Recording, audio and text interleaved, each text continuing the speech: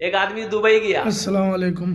اور وہاں عربی زبان ہے نا بھائی, عربی زبان ہے نا. ویڈیو دیکھو. ارے بولو نا کی আছে ওখানে عربی زبان আছে تو بیچارہ 2-3 سال رہا تو عربی سیکھ گیا.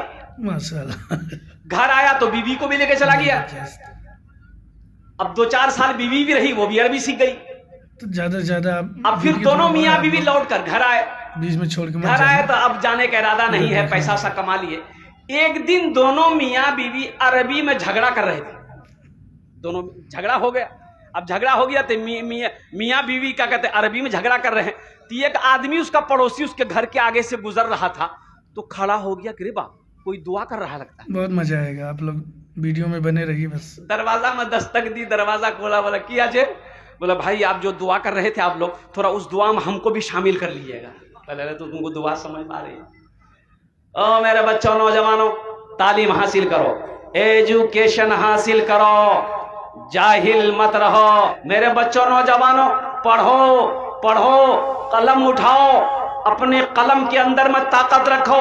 ایک بات یاد رکھو, انشاءاللہ اگر تم نے پڑھ لیا ہے یہ دنیا تمہیں جھک کر سلام کرے گی. زیادہ سے زیادہ لائک کرو. ہاں, جس قوم کا آغاز ہی پڑھنے کے ساتھ ہوا ہو, غار حرا میں سب سے پہلی وحی نازل ہوئی, اقرا بسم ربک الذی خلق.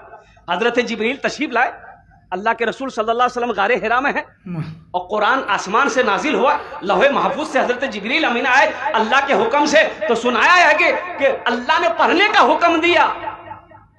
ہندوستان کا سروے کیا گیا, آپ کو افسوس ہوگا, سروے میں جانتے ہر قوم کا سروے کیا گیا ہے. اس میں برہمن ہے, اس میں کیا کہتے ہیں کہ سارے قوم ہیں, جتنے بھی قومیں ہیں ہندوستان کے اندر میں, مسلمان ہے, برہمن ہے, راجپوت ہے, جاٹ ہے, جو بھی ہے, اس میں کہ بھئی سب سے پڑھا لکھا ایجوکیٹڈ قوم کون ہے, سروے کیا گیا. میرے بچوں افسوس ہوگا, سروے میں سب سے پیچھے, سب سے نیچے میں, پچھڑا میں, ان پڑھ میں نام اگر کسی کا تھا تو مسلمان کا تھا.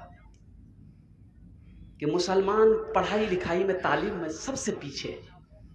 سوچو, جس قوم کا آغاز ہی پڑھنے کے ساتھ ہوا تھا وہ قوم کا بچہ ہمارا جاہل گھوم رہا ہے. میرے بچوں, میرے نوجوانوں, ایک وقت بھوکا رہنا پڑے, بھوک برداشت کر لینا, لیکن خدا کی قسم تعلیم سے کبھی سمجھوتا مت کرنا. ہم اپنے بھائیوں سے کہنا چاہتے ہیں, بیٹا کو پڑھانے کے لیے اگر زمین بیچنی پڑے زمین بیچ دینا, لیکن اسے اعلیٰ تعلیم حاصل دلوانا اور اسے تعلیم یافتہ بنانا.